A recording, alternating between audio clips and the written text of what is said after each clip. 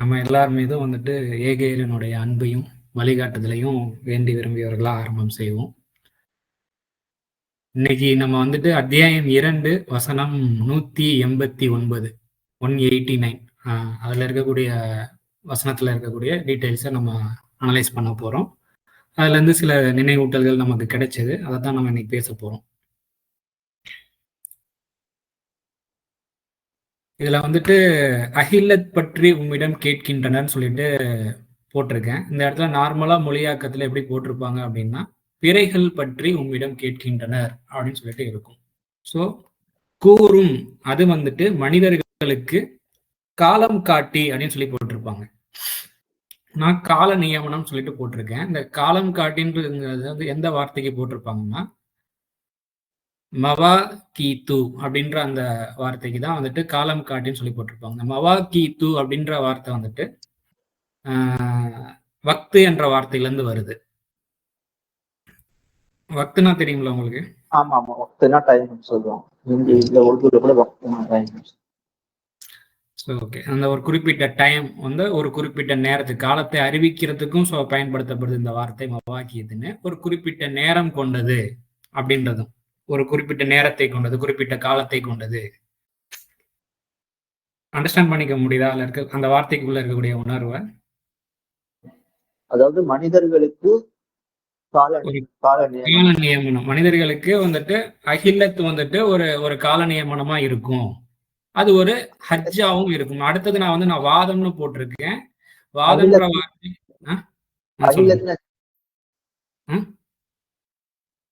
அகிலத்துனா என்னன்னு சொன்னீங்க? அகிலத்துனா நார்மலா மொழியாக்கங்கள்ல பிறைகள்னு போட்டிருப்பாங்க. நம்ம அது என்னங்கிறத பார்ப்போம், டீட்டெயிலா பார்ப்போம். சோ அகிலத்து தான் வந்துட்டு மனிதர்களுக்கு வந்துட்டு கால நியமனம். அகிலத்துன்னு இதை வாசிக்கலாம், அகில்லான்னு வாசிக்கலாம். இந்த தாங்கிறது சம்டைம் வந்துட்டு எங்க இருக்கு,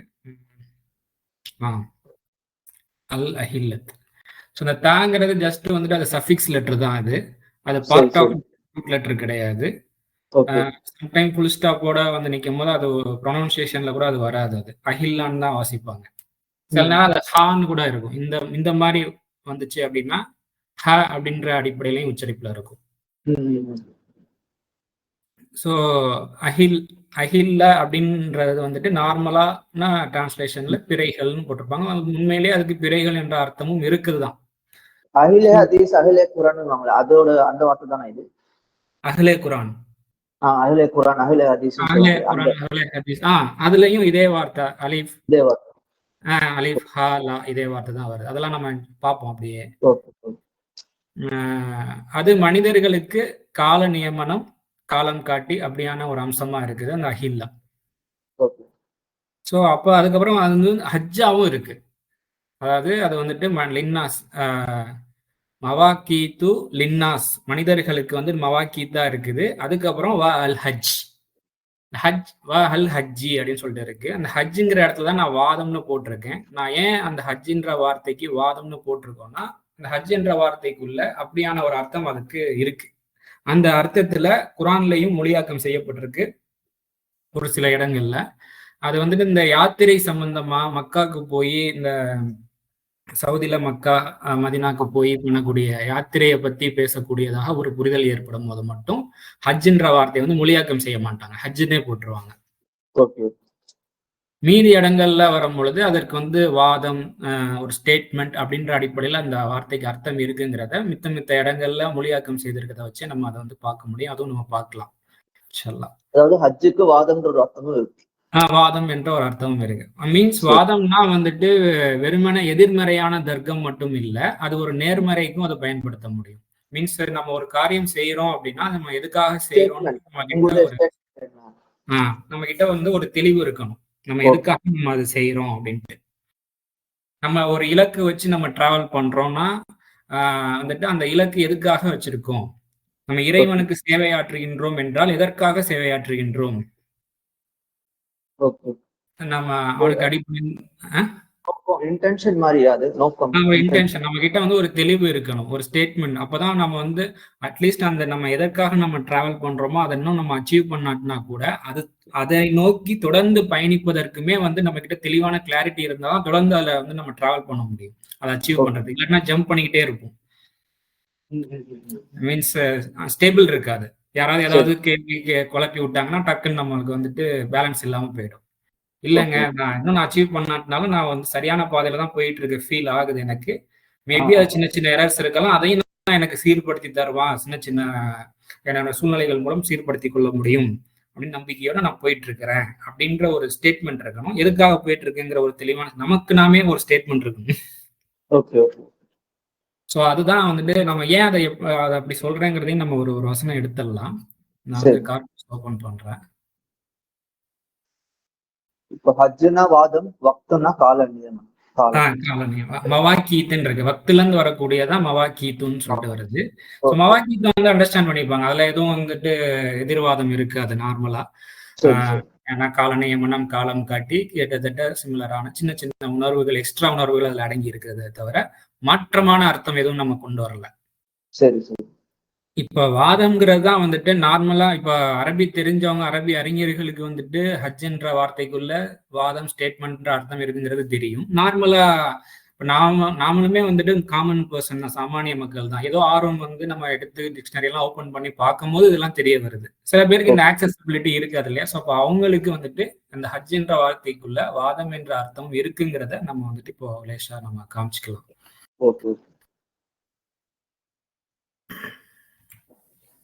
Chapter 2 verse 189.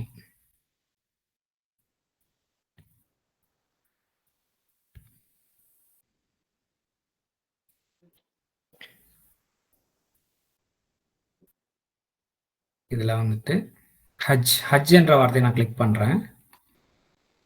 இதுல பாத்தீங்கன்னா வந்துட்டு இந்த அல் ஹஜ்ன்னு வந்து யாத்திரை சம்பந்தமா வசனங்களை, அப்படியான வசனங்களை வந்து புரிதல், அந்த ஒரு வசனம் வந்து யாத்திரை சம்பந்தமா பேசுதுன்னு ஒரு அண்டர்ஸ்டாண்டிங் வரும்போது ஹஜ்ன்னு போட்டுடுறாங்க. மீதி எல்லா சமயத்திலையும் பாத்தீங்கன்னா இந்த ஹுஜ்ஜத்துன்னுலாம் வரும்போது ஆர்குமெண்ட்னு வருது போட்டிருக்காங்க.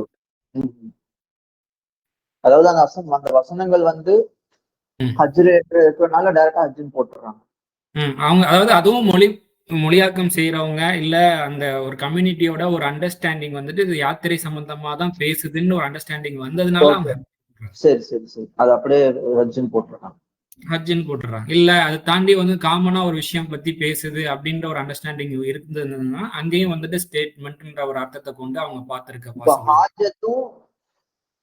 ஹஜ்ஜும் எல்லாம் ஒரே ரூட், ஒரே வேர்டு தான்.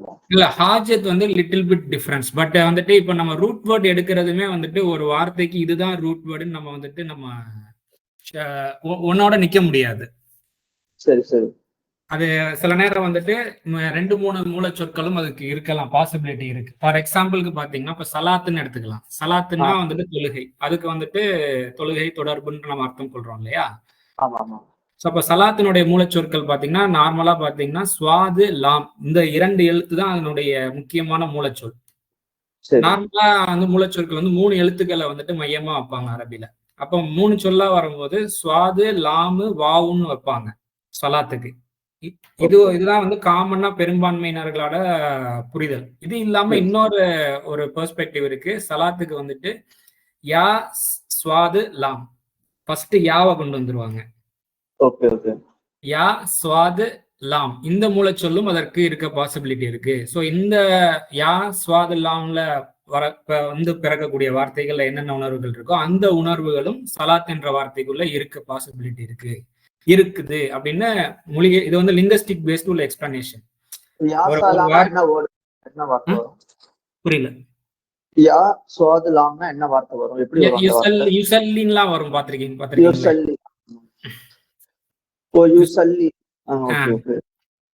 அதாவது யூ பிளஸ் பீஸ் அப்படின்ற மாதிரி அதானே? இசல்லின்னு வரும் இல்லையா? ஓகே. ப்ரொனன்சியேஷன்ல ஃபர்ஸ்ட் யா வந்து, அதுக்கப்புறம் ஸ்வாது வந்து, அதுக்கப்புறம் லாம் வந்து திருப்பி யா வரும். சரி சரி சரி. ஸோ அந்த மாதிரி வரும்போது அப்ப அந்த ஸோ யா சா லா அப்படியும் இருக்கலாம், சா லா வா அப்படியும் இருக்கலாம்ன்ற ஒரு, ஆனா ஸ்வாது லாமும் நிக்குது. சரி சரி.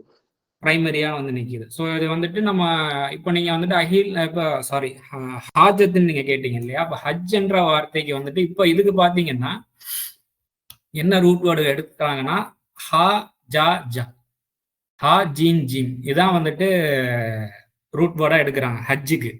சரி சரி. ஹஜ்ஜு, இந்த ஹுஜ்ஜத்துன் இந்த வார்த்தைக்கு எல்லாமே இந்த ஆர்கியூமெண்ட், ஸ்டேட்மெண்ட் அப்படின்ற அந்த விஷயம்லாம் இருக்கு இல்லையா?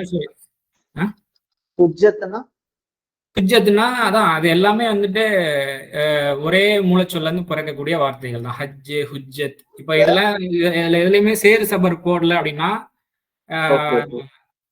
எந்த இடத்துல எப்படி உச்சரிக்கணுங்கிறதுக்கு அந்த கான்டெக்ட் தான் பதில் சொல்லும். அதெல்லாம் அந்த ஒரு கன்ஃபியூஷனை கொஞ்சம் குறைக்கிறதுக்காக தான் சேர் சபரே இப்ப கொண்டு வந்ததா ஹிஸ்டரி சொல்லுது. Okay okay okay. ஆனா உருதுல ஹுஜ்ஜத் அப்படின்னா பிடிவாதம் பிடிக்கிறான், அவனுடைய இதுதான் பிடிவாதமா இருக்கான், அவன் சொல்றதுதான் கரெக்ட் அப்படின்ற மாதிரி சொல்லுவாங்க. நார்மலா யூஸ் பண்றவங்க ஹுஜ்ஜத் அப்படின்னு. Okay right. நம்ம கிட்டத்தட்ட அது ஸ்டேட்மெண்ட்டுக்கு நெருங்கி வருது இல்லையா? ஒரு வாதத்துக்கு வாதம் ஆர்கியூமெண்ட். So okay. இப்போ நம்ம வந்துட்டு இதுல பார்த்தோம் அப்படின்னா வந்துட்டு 6/83 இதை நான் ஓபன் பண்றேன். என்னோட டெலிகிராமை ஓபன் பண்றேன். 83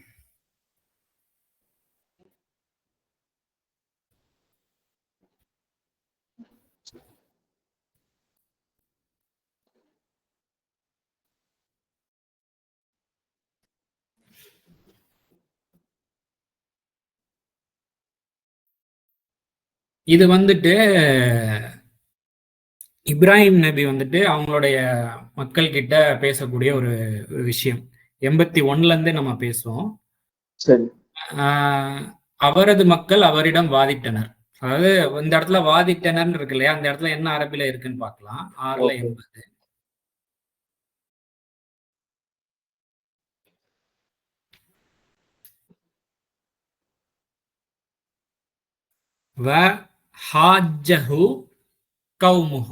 கௌமுஹுனா அவரது மக்கள்னு அர்த்தம். ஹாஜ்ஜஹுனா அவர் கூட வாதம் புரியுறாங்க, ஆர்கியூமெண்ட் பண்றாங்க. யார்கிட்டனா இப்ராஹிம் கிட்ட.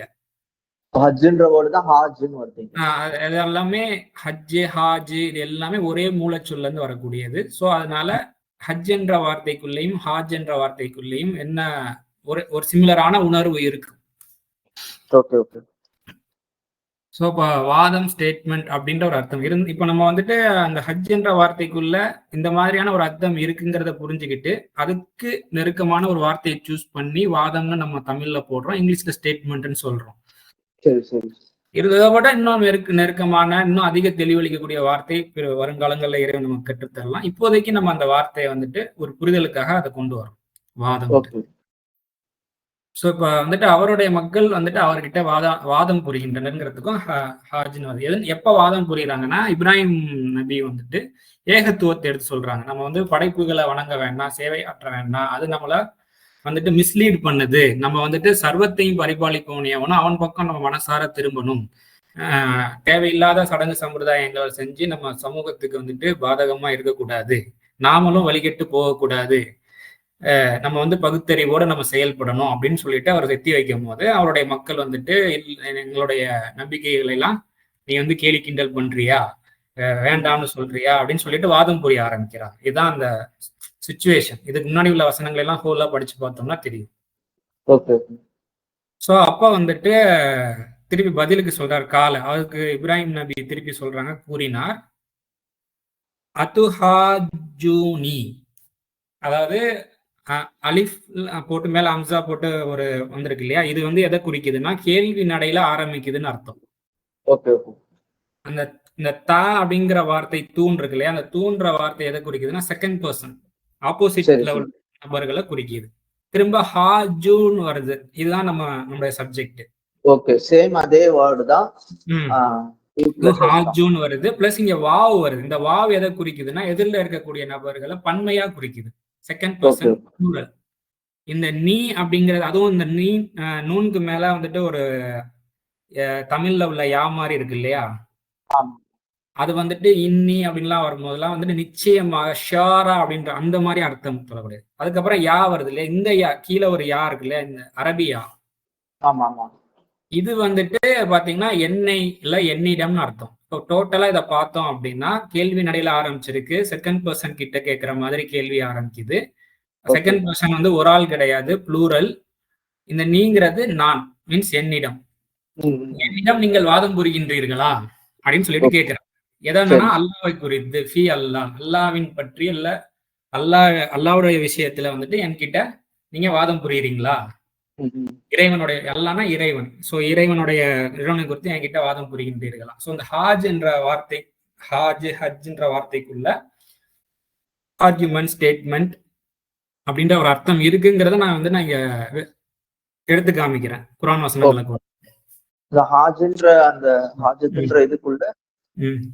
இந்த மாதிரி எங்கெல்லாம் வருது, எதனால வாதம் சொல்றோம் அப்படின்றனால ம். இந்த எக்ஸாம்பிள்ஸ் கொடுக்குறீங்க. அந்த எக்ஸாம்பிள் வந்து எடுத்து காமிக்கிறேன். இது மாதிரி நிறைய வசனங்கள் இருக்கு. ஹஜ், ஹாஜ். ஹஜ்ஜுன்ற வார்த்தை ஹாஜத்துன்னு நம்ம பார்ப்போம். நீங்க கேட்டது வந்து ஹாஜத்தும் ஒரு வார்த்தை கேட்டிருக்கீங்க. நம்ம அது வந்துட்டு இன்னொரு ரூட் வேர்டை கொண்டதாக சொல்றாங்க. இருந்தாலும் வந்து அதையும் நம்ம இதுக்குள்ள கொண்டு வரல. நம்ம பார்ப்போம், அதையும் பார்ப்போம் இன்ஷா அல்லாஹ். சரி சரி.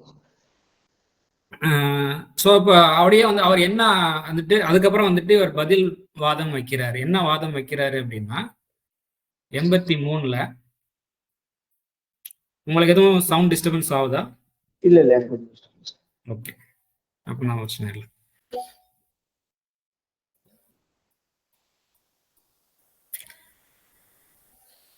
அதாவது, நீங்கள் இணை வைப்பவற்றுக்கு நான் எப்படி பயப்படுவேன்? ஒரு ஆதாரமும் அதை கொண்டு இறக்கி வைக்காததை இறைவனுடன் நீங்கள் இணை வைப்பதற்கு நிச்சயமாக நீங்கள் பயப்படவில்லை. 81வது வசனத்திலிருந்து வாசிக்கிறேன். சரி. நீங்கள் இணை வைப்பவற்றுக்கு நான் எப்படி பயப்படுவேன் மீன்ஸ் ஒரு ஆதாரமும் அதை கொண்டு இறக்கி வைக்காத இறைவனுடன் நீங்கள் இணை வைப்பதற்கு. அவங்க ஒரு விஷயம் செய்யறாங்க, அதை வந்துட்டு இறைவனோட ஒப்பிட்டு இறைவன் தான் சொல்றான் இது இறைவனுக்கு செய்யற விஷயம் அப்படின்னு சொல்லிட்டு அதர்மமான ஏதோ ஒரு விஷயம் செய்யறாங்க, இல்ல வீணான செயல்கள் செய்யறாங்க. அதை வந்து இறைவனோட ஒப்பிடுறதுக்கு நீங்க பயப்படல. நீங்கள் அறிந்து கொள்பவர்களாக இருந்தால் இவ்விரு வகுப்பாரில் சத்திய நம்பிக்கையுடன் உள்ளது யார் அப்படின்னு சொல்லிட்டு கேட்கிறாரு. அதுக்கப்புறம் தொடர்ந்து ஒரு வாதத்தை வைக்கிறாரு. எவர் நம்பிக்கை வைத்து தங்களது நம்பிக்கையை அக்கிரமங்களுடன் கலக்காது. அதனால அவங்க என்ன பண்ணிருக்காங்கிறது இந்த வார்த்தையிலே தெரிஞ்சிருச்சு. ஏதோ ஒரு அக்கிரமமான ஒரு விஷயத்த இறைவன் சொன்னான்னு சொல்லிட்டு செஞ்சுக்கிட்டு இருக்கிறாங்க. எவர்கள் நம்பிக்கையை வைத்து தங்களது நம்பிக்கையை அக்கிரமங்களுடன் கலக்காமல் உள்ளார்களோ அத்தகைய அவர்களுக்கு தான் வந்துட்டு இந்த அபயம்னா பயம் இல்லாத ஒரு வாழ்க்கை, ஒரு நம்பிக்கையான ஒரு வாழ்க்கை, ஒரு பாதுகாப்பான ஒரு வாழ்க்கை. இது எல்லாமே ஒரே வார்த்தை தான். இந்த ஒரு வார்த்தைக்குள்ள வந்துட்டு இத்தனை அர்த்தம் இருக்குங்கிறத நான் வந்துட்டு வெளிப்படுத்தணும்னு பிரியப்பட்டேன். அதனால 3 அர்த்தத்தையுமே நான் இங்க கொண்டு வந்திருக்கேன். சரி சரி சரி. சோ அத்தகைய அவர்களுக்கு தான் வந்துட்டு அபயம், நம்பிக்கை, பாதுகாப்பு உள்ளது. அவர்கள் வழிகாட்டப்படுகின்றார்கள். அந்த ஒரு குறிப்பிட்ட நேரத்துல எதுவும் வழி தெரியாம இருந்தாலும் நம்பிக்கையோட அத வழி தெரியலங்கிறதுக்காக அதர்மமான விஷயத்துல ஈடுபடாம ஓரளவுக்கு நிதானத்தை காத்துக்கிட்டு இருக்காங்க அப்படின்னா அடுத்து என்ன பண்ணணும், கூடிய சீக்கிரமே வழி பிறந்துரும் அவங்களுக்கு அப்படின்னு அழகான ஒரு வழி அப்படின்னு சொல்லிட்டு இந்த ஒரு வாதத்தை வந்து வைக்கிறார். இது வந்துட்டு நமது வாதம். இதனை நாம் இப்ராஹிமிடம் அவரது மக்களுக்கு மேலாக கொண்டு வந்தோம். நாம் நாடியோருக்கு தரங்களை உயர்த்துகின்றோம். நிச்சயமாக உமது பரிபாலன் ஞானம் உடையவன், அறிந்தவன். சோ இந்த ஹஜ் என்ற வார்த்தைக்கு வந்துட்டு வாதம். இது வந்துட்டு அவங்களுடைய மக்கள் எல்லாம் தர்க்கம் புரியும் போது அவங்களெல்லாம் வாயடைக்கிற மாதிரி பதில் வாதம் வந்துட்டு இப்படியான ஒரு ஸ்டேட்மெண்ட் வந்து இப்ராஹிம் நபிக்கு வந்துட்டு சர்வ பரிபாலனால் கொடுக்கப்படுகின்றது, உணர்த்தப்படுகிறது. இது எல்லாமே எதுக்கு சொல்றீங்க? இந்த வாதம்ன்ற வேர்டுக்காக சொல்றீங்க. ஹஜ் என்ற வார்த்தைக்குள்ள வாதம் என்ற ஒரு அர்த்தமும் இருக்கு. அந்த வாதம் என்ற வார்த்தை, அந்த ஹஜ் என்ற வார்த்தை எப்படிலாம் எந்த மாதிரியான கான்டெக்ட்ல எல்லாம் ஒர்க்கா குர்ஆன்ல யூஸ் பண்ணப்பட்டிருக்குங்கிறத நான் ஒரு எக்ஸாம்பிள் காமிக்கிறேன். இப்போ நீங்க வந்து ஹாஜத் கேட்டீங்க இல்லையா? ஹாஜத் வந்துட்டு எங்க வரும்னா, நான் பார்த்தது வந்துட்டு இந்த யாக்கூப் நபி வந்துட்டு தன்னுடைய மகன்களை வந்துட்டு ஒரே வாசல் வழியா போகாதீங்க, பல்வேறு வாசல்கள் வழியா போங்க, அதனால மேபி கொஞ்சம் நீங்க வந்துட்டு அந்த நீங்க யூசுப் நபி, யாக்கூப் நபியினுடைய வரலாறு படிச்சோம்னா அது தெரியும். அதுல வந்து அந்த ஒரு இடத்துல வந்து வந்துட்டு ஒரே வாசல் வழியா போகாதீங்கன்னு சொல்லுவாரு. அப்போ வந்துட்டு அது வந்து அவருடைய விருப்பம். இதனால வந்துட்டு இறைவனுடைய நாட்டத்துல இருந்து எந்த ஒரு மாற்றத்தையும் அவர் செஞ்சிட முடியாது. இது வந்துட்டு அவருடைய ஒரு விருப்பமே தவிர இல்லை அப்படின்ற மாதிரி இருக்கும். அந்த இடத்துல ஹாஜத்ன்னு இருக்கும். அவருடைய நாட்டம், விருப்பம். ஹாஜத்ன்ற எடுக்கும் போது ஹாஜத்தும் ஹஜ்ஜும் வந்துட்டு ஒரே ரூட் வேர்டு அப்படின்ற ஒரு பார்வையில பார்த்தோம்னா அப்ப ஹஜ்ன்ற வார்த்தைக்குள்ள விருப்பம், இலக்கு என்ற ஒரு அர்த்தம் இருக்கிறதும் நம்ம புரிஞ்சு கொள்ள முடியும். ஒருவேளை ஹஜ்ன்ற வார்த்தை வந்துட்டு ஹாஜத்துக்கு என்ன ரூட் வேர்டுங்கிறத பார்த்துருவோம் நம்ம. அது வந்து அத்தியாயம் 12ல எங்க வரும்னு எனக்கு சரியா தெரியல. தமிழில் குரான் ஓபன் பண்ணலாம்.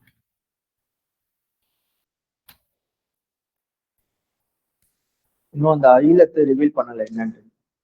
ஆமா, ரிவீல் பண்ணலாம். அதெல்லாம் அதுக்கு முன்னாடி நம்ம அந்த ஹஜ்னா என்னன்ற ஒரு ஐடியா கிடைச்சதுன்னா உண்மையிலேயே ரொம்ப சூப்பரா அது கனெக்ட் ஆகும். அதுக்காக தான் நம்ம பாக்குறோம். நம்ம அகிலத்தை விஷயத்தையும் வந்துட்டு நம்ம பார்ப்போம்.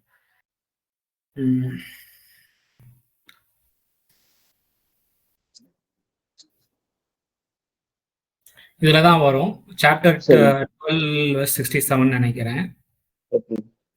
ஒரே வாசல் வழியாக நுழையாதீர்கள், வெவ்வேறு வாசல் வழியாக நுழையுங்கள். யாக்கூபுடைய மனதில் இருந்த ஒரு நாட்டத்தை இந்த இடத்துல 12:68 பார்க்கலாம். நம்ம இப்ப கார்பஸ்ல 12:60. ஆமா,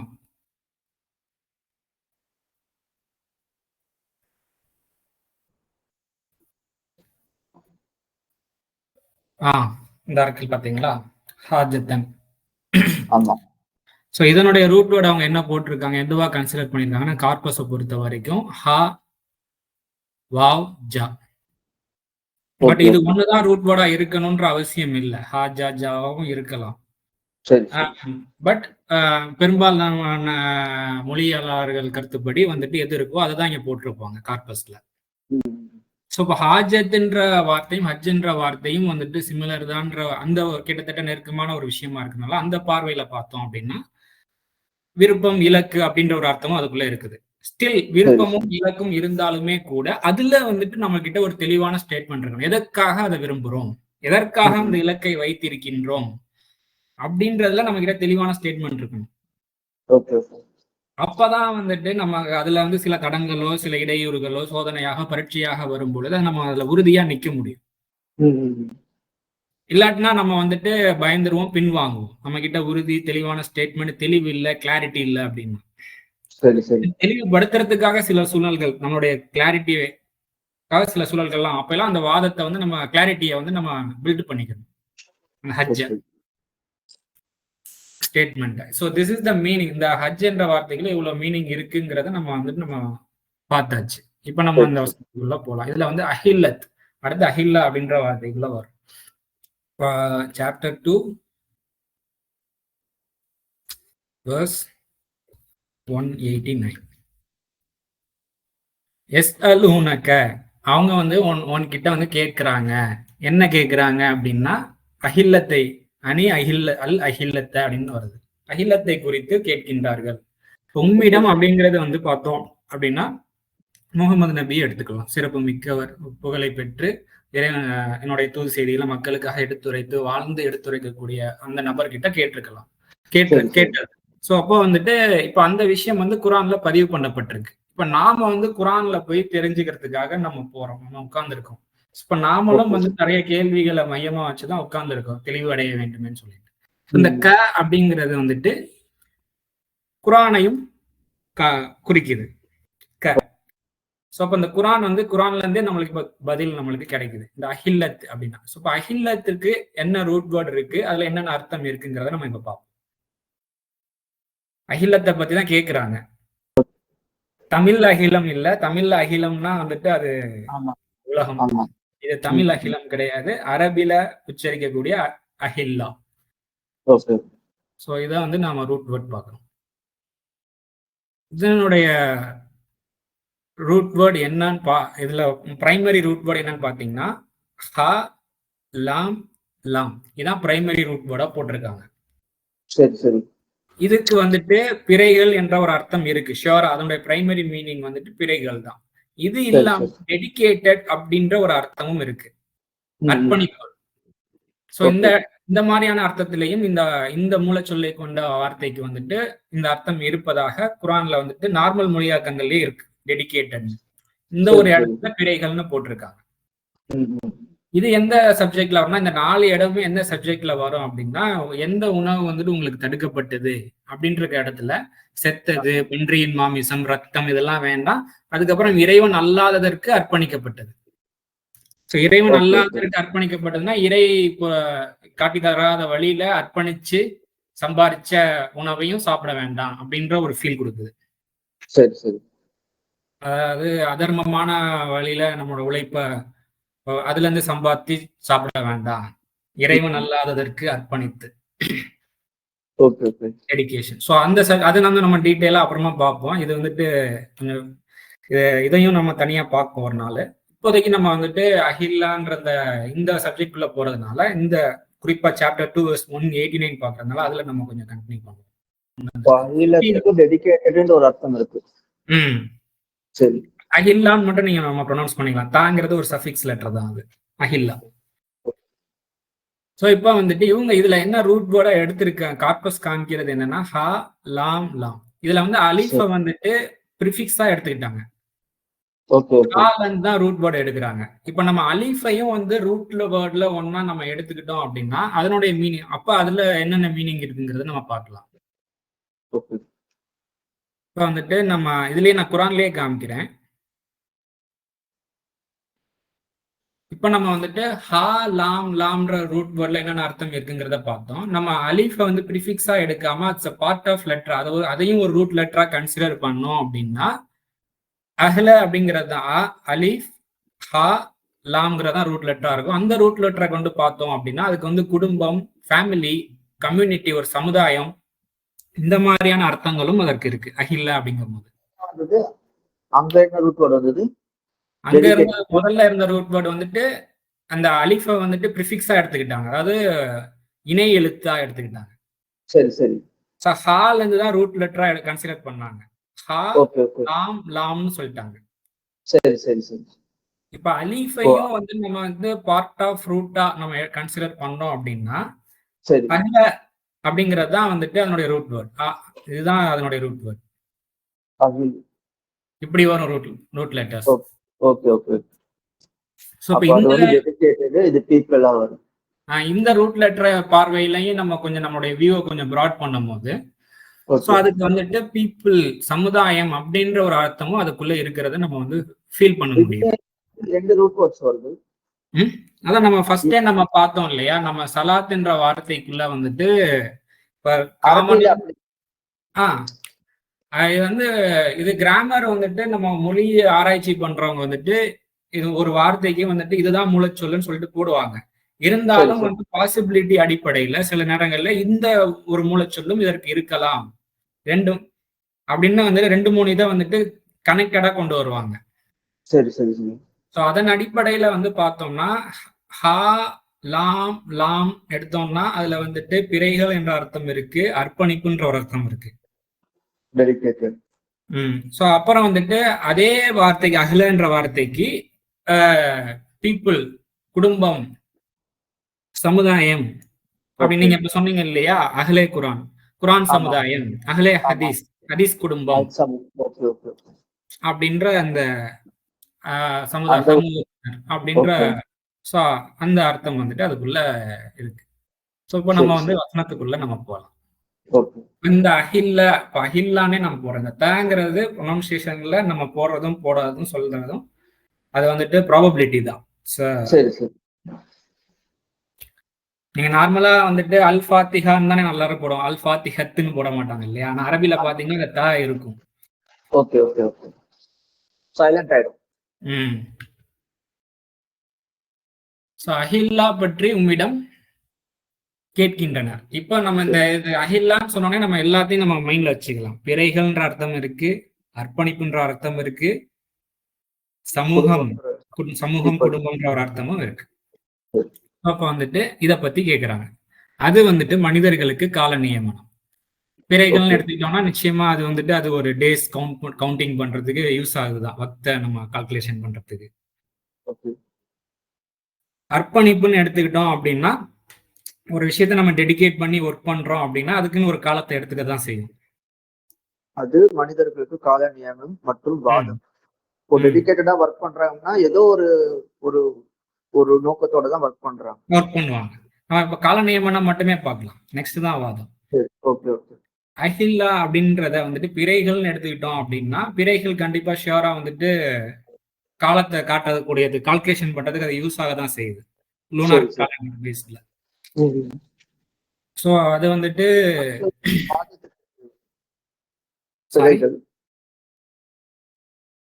சார் ஏதோ சொன்னீங்க.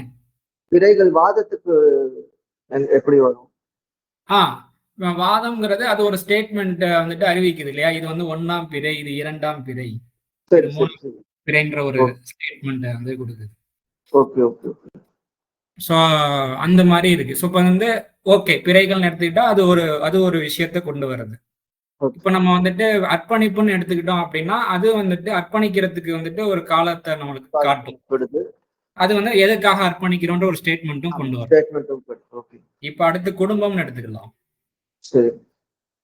குடும்பத்தை பத்தி கேக்குறாங்க. நான் இந்த குடும்பத்துல இருந்து பிறந்தேன் அப்படிங்கறதெல்லாம் வந்துட்டு ஒரு குறிப்பிட்ட காலத்திற்கு. நான் ஒரு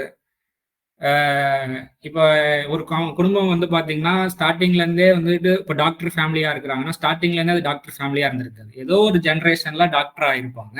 அதுக்கப்புறம் 2-3 ஜெனரேஷனுக்கு டாக்டராவே கண்டினியூ ஆகுறாங்கன்னா அந்த ஒரு குறிப்பிட்ட காலத்திற்கு. அது ஒரு ஸ்டேட்மெண்ட்டையும் வைக்குது, இவங்க டாக்டர் ஃபேமிலி அப்படின்ற ஒரு ஸ்டேட்மெண்ட்டையும் சரி கொண்டு வந்து கொடுக்குது. ஸோ இதையும் வச்சுக்கலாம். ஸோ இப்போ அதுக்கு அடுத்து வரதான் பாருங்க, வீடுகளில் அவற்றின் பின்புறங்களில் வருவதை கொண்டு நலமேதும் இல்லை. இது வந்து நார்மலா வாசிக்கும் போது நம்மளுக்கு வந்துட்டு டக்குன்னு கனெக்ட் பண்ணிக்கிற முடியாது. வீடுகள் அப்படின்னா வந்துட்டு இருப்பிடம் இல்லையா, இருப்பிடம், தங்குமிடம். ஆமா. ஸோ இப்போ வந்துட்டு நம்ம பொதுவா குரான்ல பாத்தீங்கன்னா வந்துட்டு உங்களுடைய ரப்பிடத்தில் ஒரு தங்குமிடத்தை ஏற்படுத்தி கொள்ளுங்கள்னு சொல்லிட்டே இருக்கும்.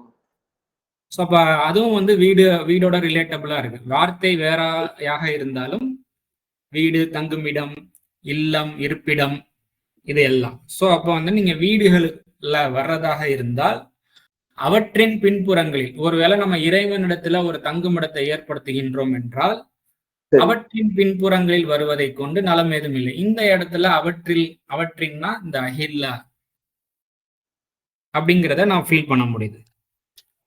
இந்த அஹில்லா அப்படின்னா ஒரு குடும்ப பின்னணியில், குடும்பம்ன்ற அர்த்தம் இந்த கான்டெக்ஸ்டுக்கு வந்துட்டு குடும்பம்ங்கிறது ரொம்ப செட் ஆகுது. இந்த அஹில்லான்ற குடும்பம்ன்ற ஒரு மீனிங்கை கொண்டு வரும்போது நீங்க குடும்ப பின்னணியில வருவதை கொண்டு நலம் ஏதும் இல்லை. அது வந்துட்டு ஒரு குறிப்பிட்ட கால நியமனமாக இருக்கலாம். அது ஒரு ஸ்டேட்மெண்ட்டையும் எடுத்து வைக்கலாம். சரி. பட் நீங்க ஒரு தங்குமிடத்தை ஏற்படுத்துறதுக்கு அந்த விஷயம் வந்துட்டு பெரிய வகையில நன்மையா இருக்காது, புண்ணியத்தை கொண்டு வந்து தராது. ஆனா நீங்கள் பண்படுறதுலதான் நலம் உள்ளது. நான் இந்த குடும்பத்துல இருந்து வந்தவன், இந்த வம்சத்துல இருந்து வந்தவன், இந்த பரம்பரை அப்படின்னு சொல்றதுனால எந்த நலமும் கிடையாது. ஆனால் பண்படுவதில் தான் நலம் உள்ளது அப்படின்னு வருது. சோ வீடுகளில் அதன் வாசல்களிலே வாருங்கள். நீங்க தங்குவதற்கு இறைவனிடத்திலே நீங்கள் தங்குமிடத்தை ஏற்படுத்துவதற்கு பண்படுதல் எனும் வாசல் வழியாக வாருங்கள். பண்படுதல் வழியாக வாருங்கள். இறைவனை உணர்ந்தறிந்து பண்படுங்கள். நீங்கள் வெற்றியாளர்களாக ஆகும் பொருட்டு அல்லது வெற்றியாளர்களாக திகழும் பொருட்டு. இதுதான் சிம்பிளான ஒரு கான்டெக்ஸ்ட். புரியுதா? இந்த பின்புறங்களில் இருக்க இடத்துல வந்துட்டு பேக் சைடு வீட்டினுடைய நார்மலா நம்ம இருக்கக்கூடிய ஹவுஸ் அதை மட்டும் நம்ம எடுத்துக்கிட்டோம் அப்படின்னா அதனுடைய பேக் சைடு பின்னாடி டோர் வழியா வராதிங்க, ஃப்ரண்ட் டோர் வழியா வாங்க அப்படின்ற ஒரு அண்டர்ஸ்டாண்டிங் மட்டும்தான் கிடைக்கும். ஆனா இந்த பின்புறங்கள்ங்கிறது குரான்லயே வந்து பாத்தீங்கன்னா ஜெனரேஷன்ற அடிப்படையில பயன்படுத்தப்பட்டிருக்கு. அத்தியாயம் 7ல.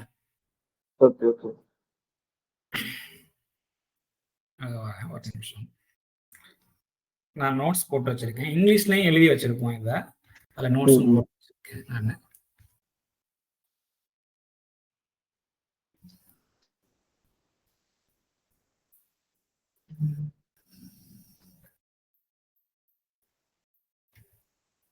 ஏழுல 172. அதுல நிறைய விஷயம் இருக்கு. 7/172ல நம்ம குறிப்பிட்டு நம்ம எதுக்கு பார்க்க போறோம்னா இந்த வீடுகளின் அவற்றின் பின்புறங்கள்ன்ற இடத்துல ஒரு அரபி வார்த்தை இருக்கு இல்லையா, அது எங்க இருக்கு? 189லயே ஃபர்ஸ்ட் பார்த்துருக்கோம். வந்தா இருக்கு இல்லையா, லுஹூரிஹா அப்படின்னா அதன் பின்னாடி, அவற்றின் பின்னாடின்னு சொல்லிட்டு நம்ம போட்டிருக்கோம் இல்லையா. இந்த ஹாங்கிறதா அது இல்ல அவற்றின்ங்கிறது மாதிரி வரும். சரி சரி லுகூரி அப்படின்னா பின்னாடி, பேக் சைடுன்னு அர்த்தம். இந்த பேக் சைடுங்கிறது வந்துட்டு முதுகுத்தண்டையும் குறிக்குது. அதன் அடிப்படையிலையும் ஒரு ஜெனரேஷன், ஒரு பரம்பரை அடிப்படையிலையும் இந்த பேக்குங்கிற வார்த்தை வந்து லுகூரின்ற வார்த்தை வந்து பயன்படுத்தப்பட்டிருக்குங்கிறதுக்கு நம்ம ஒரு வசனம் பார்க்க போறோம். ஓகே. அது என்ன வசனம்னா 7:172. சரி சரி.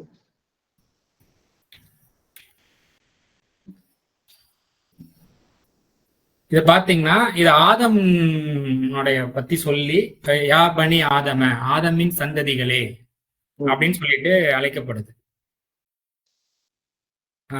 அப்படி அழைக்கப்படல, சாரி, யாபனி ஆதமன்னு வரல, பட் பனி ஆதம அப்படின்னு சொல்லிட்டு வருது.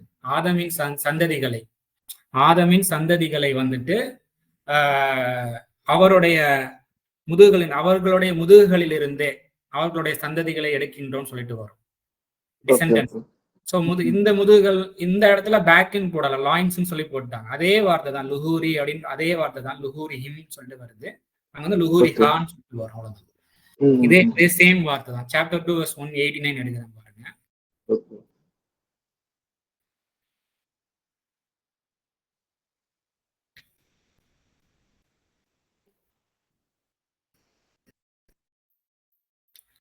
இந்த இடத்துல அதே சேம் வார்த்தை தானே, தெரியுதா? லுகூரி, அதே லுகூரி. சோ அப்ப வந்துட்டு பின்னாடிங்கிறது வந்துட்டு வெறுமன நீங்க பிக்சர் அடிப்படையில வந்துட்டு நம்ம வெளிப்படையா பார்க்கும்போது வீடுன்னு எடுத்துக்கிட்டோம்னா வீட்டினுடைய பின்னாடிங்கிறது மட்டும் தான் நமக்கு தெரியும். வீடுங்கிறது ஒரு தங்குமிடத்தை ஏற்படுத்தி கொள்ளுதல். ஒரு தங்குமிடத்திற்கு தங்குவதற்காக வர்றீங்க அப்படின்னா நீங்க வந்துட்டு நீங்க இந்த அதன் பின்னணி, அவற்றின்னும் சொல்லலாம். அதன் பின்னணிங்கிறது இன்னும் எக்ஸாக்ட் மீனிங்கா இருக்கும். அவற்றின்னு நான் போட்டிருக்கேன்.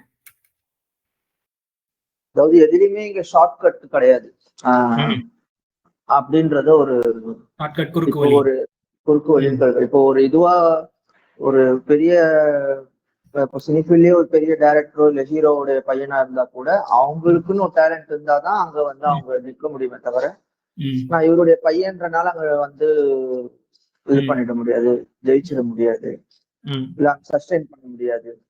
எந்த ஃபீல்டுலயும் சரி, எந்த ஒரு பிசினஸ்லயுமே அவங்க ஒரு இடத்தை பிடிக்கணும் அப்படின்னா, ஆமா, ஒரு இடத்த பிடிக்கணும்னா அவங்களுக்கு ஒரு தனித்தன்மை இருந்தாதான், அவங்க தனியா அதுல ஹார்ட் ஒர்க், அதுக்கான மெனக்கெடுதல் இதெல்லாம் இருந்தாதான் அந்த ஒரு இடத்த பிடிக்க முடியும் அப்படின்ற மாதிரி ஒரு ஃபீல் கொடுக்கும், அந்த உணர்வு கொடுக்குது. சோ வந்து இறைவனிடத்துல தங்குமிடம்னாலே வந்துட்டு இறைவன் யாருங்க அவனை உருவகப்படுத்தி அவனுக்குள்ள போய் தங்குறது கிடையாது. இறைவனிடத்துல தங்குமிடம்னா சமாதான வாழ்வை. அதான் உங்களுடைய நிம்மதியான வாழ்வு, நிம்மதியாக நீங்க தங்கணும் அப்படின்னா நீங்க வந்துட்டு நீங்க இந்த குடும்பத்துல பிறந்த இல்ல இந்த ஜமாத்துக்காரங்க அப்படிங்கிறதுனால நீங்க வந்துட்டு நீங்க வீடுகளுக்குள் நீங்க இடம் பெற்ற முடியாது இறைவனிடத்துல. சோ இறைவனோட நிம்மதியில நீங்க வந்து இடம் பெற்ற முடியாது, இவனுடைய அருள்ல அன்புல. சோ நீங்க வந்து எதுல நீங்க இடம் பெறலாம் அப்படின்னா பண்படுறதுல உங்களுக்கு நலம் இருக்கு. பண்படுறதுல நிறைய இருக்கு. அதுக்குள்ள தக்குவான்னா யாரு, தக்குவாதாரிகள் யாருன்னு குரான்ல பல இடங்கள்ல இருக்கு.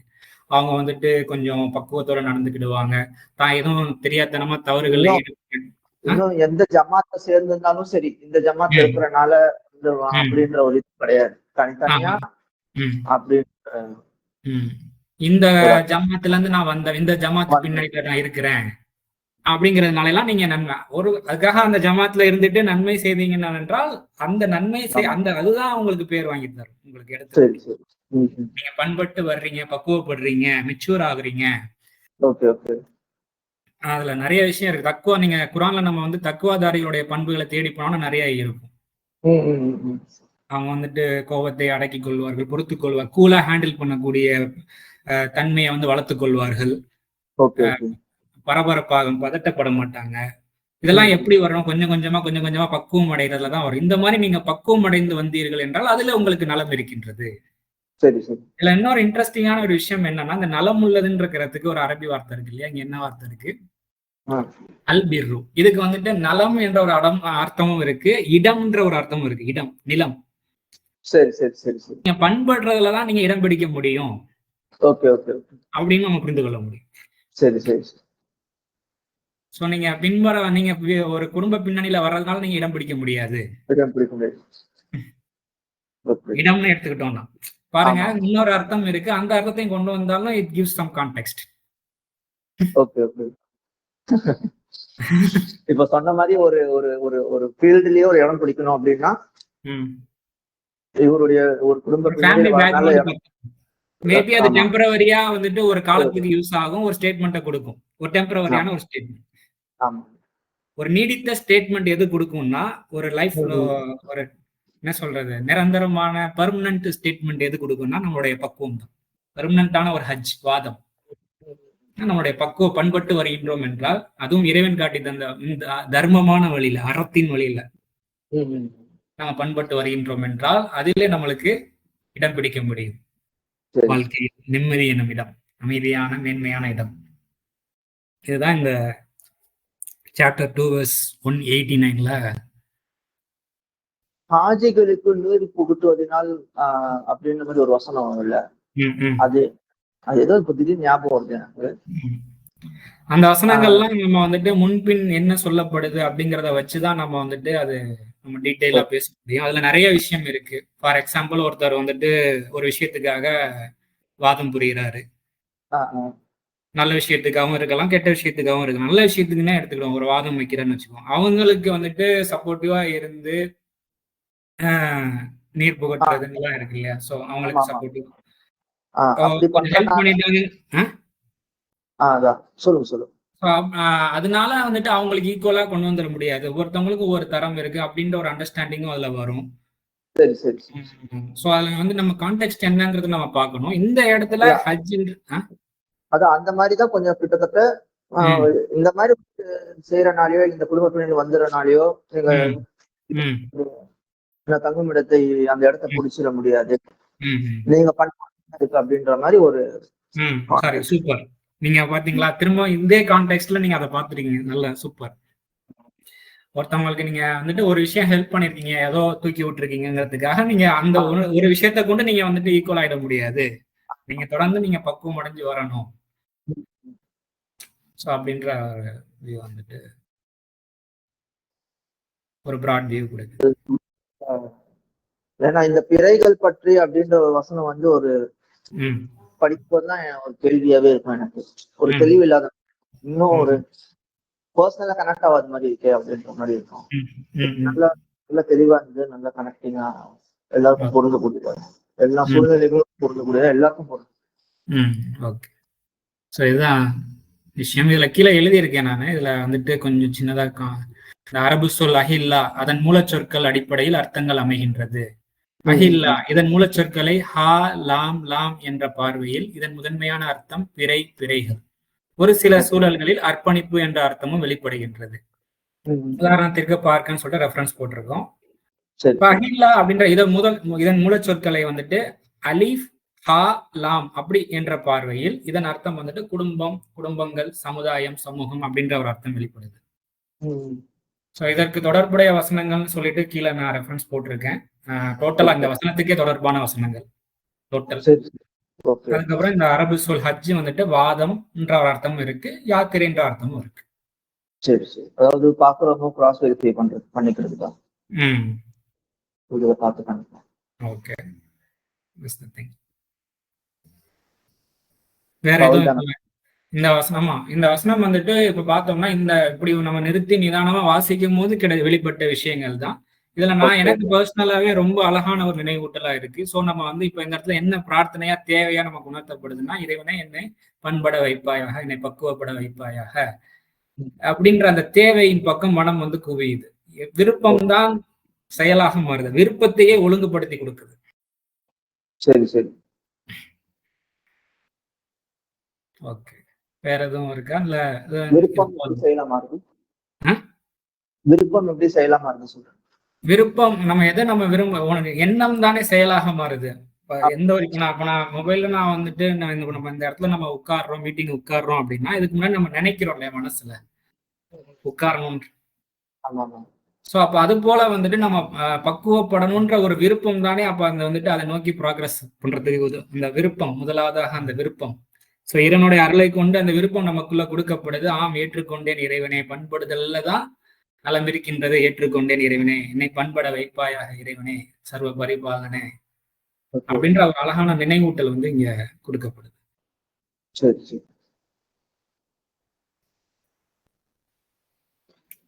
சரி. Okay okay. வேற எதுவும் இருக்கா அந்த வசனத்துல எதுவும் கேட்கறதுக்கு? வேற ஒன்று அல்ஹம்துலில்லாஹ் தெளிவா. வந்து அத்தியாயம் 2 வசனம் 189. வெறுமனே 189 இருக்கு இல்லையா, நான் காமிச்சு போட்டுருக்கேன். சாப்டர் 2ல ஆமா. 189. ஓகே. ஓகே சரி. நம்ம பேசின விஷயங்கள்ல நல்ல விஷயங்களை நம்மளுக்கு வாழ்க்கையாக்கி தரட்டும். எதுவும் புரிதல்ல பிழைகள் குறைகள் எதுவும் இருந்ததுன்னா அதை நீக்கி சீர்படுத்தி தரத்துக்கு இறைவன் பக்கமே திரும்பி வரலாக இருக்கும்.